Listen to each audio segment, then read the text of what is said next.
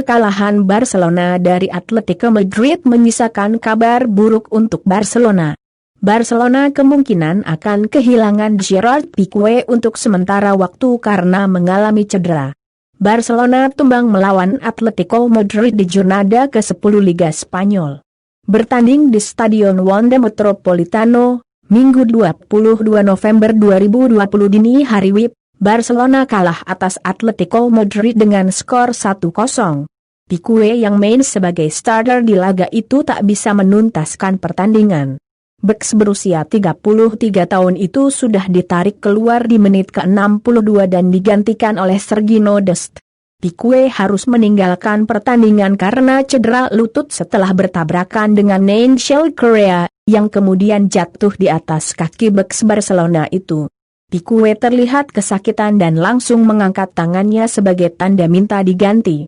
Melihat reaksi di atas lapangan, Piqué sempat dikhawatirkan mengalami cedera lutut serius.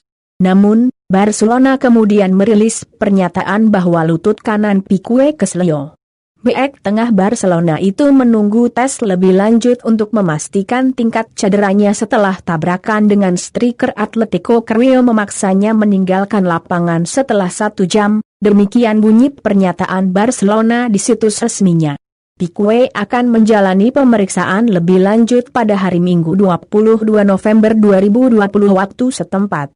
Cederanya Piqué tentu jadi kabar buruk untuk Ronald Koeman. Beks Barcelona lainnya, Samuel Umtiti dan Ronald Araujo, juga sedang cedera.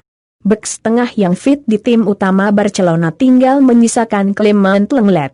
Kekalahan dari Atletico membuat Barcelona masih berkutat di papan tengah klasemen Liga Spanyol. Lionel Messi DKK tertahan di peringkat ke-10 dengan 11 poin dari 8 laga, tertinggal 9 angka dari Real Sociedad yang ada di puncak.